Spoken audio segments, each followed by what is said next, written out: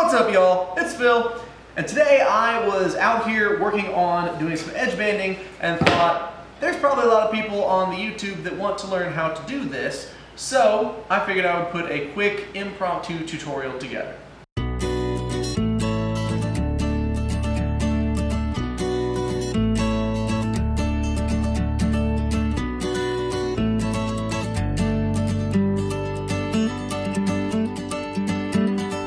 So this is actually rather easy, and I stopped doing it for a while because it got frustrating, but I've continued doing it now because it's kind of cool when you actually do it right.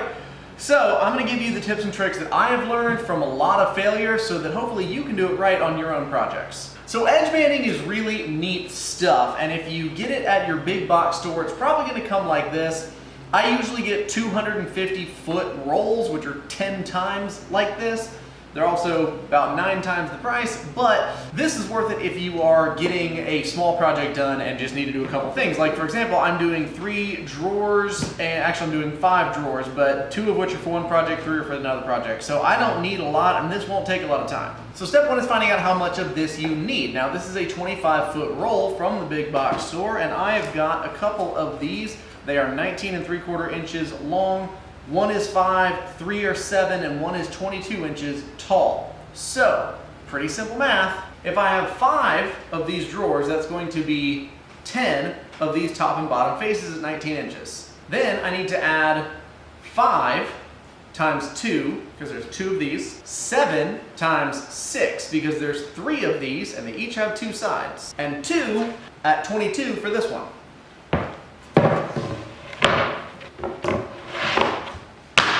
That's going to give me my total length that I need to get of these rolls. You always want to buy a little bit extra, so I've got a couple of these 25-foot rolls in here because I ran out of my 250 recently. The next thing you're obviously going to need is an iron. I have an old household iron that I took from my wife once to do this project and never gave it back. The only feature it really needs is it has to get hot. So as long as it does that, pick one up at your thrift store or your grandma's house or somewhere where you know you've got a good one. You can even use your household one as long as you try your hardest not to get glue on it, because that'll make your partner mad.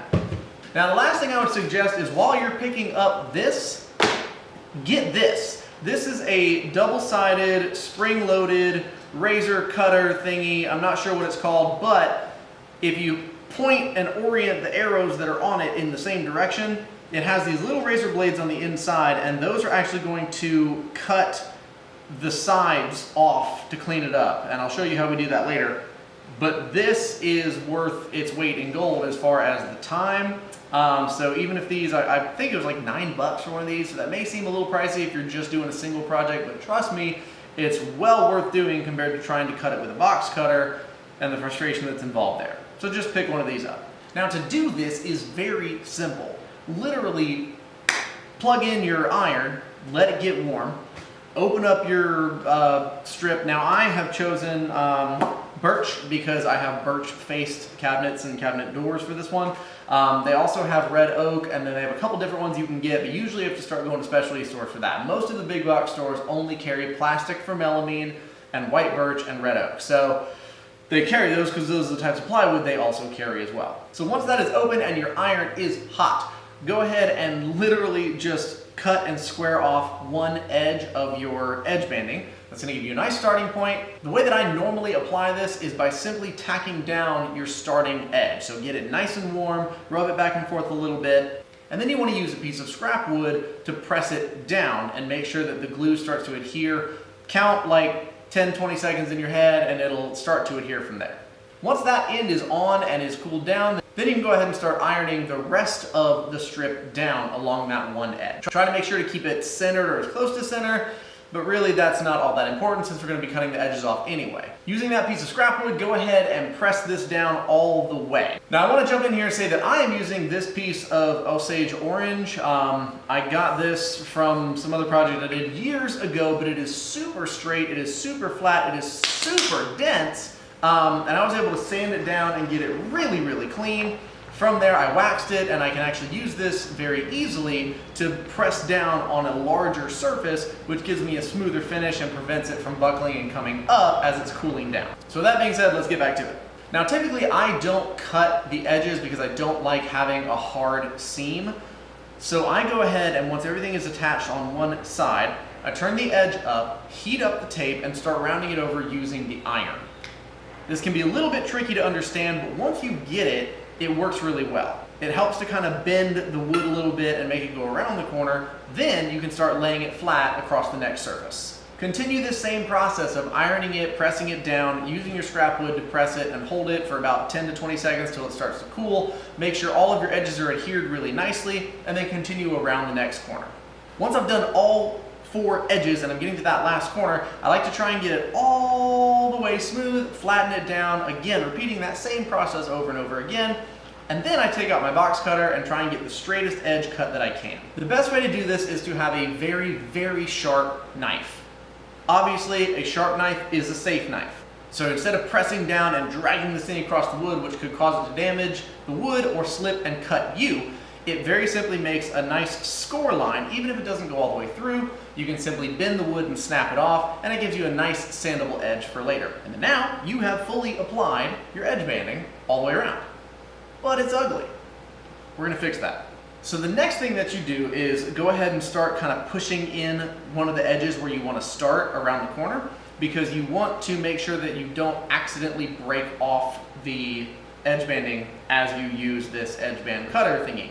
Then you very simply set it on the edge of your table. You can clamp it or you can hold it by hand. I prefer to hold it by hand because I'm very quick with this thing. So get it on the side of the table. Once it's on the side of the table, start pushing away from you while clamping using hand pressure to make sure that it is holding on both sides of the wood. The carriage is going to ride right up against the edge, and as it goes, it's going to cut a nice perfect line. It's going to cut it almost completely flush. Go ahead and repeat this process all the way around for all 4 edges. I typically at this point then go back, turn it around, so I'm going to be dragging it with the arrows towards me. Repeat this process one more time. It's very quick and you typically don't have any waste, but just in case you weren't squeezing hard enough or it didn't cut good enough, this will actually go through and get the remaining waste off. And now you've got a perfectly edge banded board and it looks awesome. It still may not be perfect, and at this point I'm not happy with it because I don't like how sharp the edges are, and also there's a chance that some of the glue may have started coming up. That's not really the best situation for these doors. So at this point you can go through with your iron and just do any touch up if it's starting to delaminate a little bit. But if everything is attached very nice, I like to go through with a hand sander. So like a sanding block and some sandpaper held around that. I like this because this gives you kind of a spongy thing to push up against. And I basically just go around and hit all 8 edges of this thing. Just enough to kind of round over the edge banding tape, but definitely not enough to cut into the edge banding tape. You want to be extremely careful on your corners because this is where you want to kind of smooth over that rounded edge without cutting into the tape and exposing the glue. If you do it right, you'll get a nice clean edge, paints, and it stains really well, and you're not going to expose anything underneath, which is why I like not cutting every single edge, because sometimes it gives you an uneven edge or corner, and it takes a lot more sanding and sometimes doesn't look right. And once you're done sanding, that's it. Everything is done, and it looks awesome. And that is it. Now this thing is done. This is a drawer face for me. But it could be a shelf, it could be whatever it is you need it to be, and that's pretty awesome. If you like this video, go ahead and click subscribe down at the bottom. We've got a lot of other quick tips, and my built-in web series is going to be coming back here pretty soon. Also, you can find me on Instagram and all other social medias at PMK Woodworking. Definitely check me out there. Let me know if you've used this project. If you have any questions, I'm happy to answer them. I hope you enjoyed this, I hope you learned something, and I hope that my tips and tricks and my experiences can help you do a better job on your project. Thanks for watching, y'all. We'll see you next time.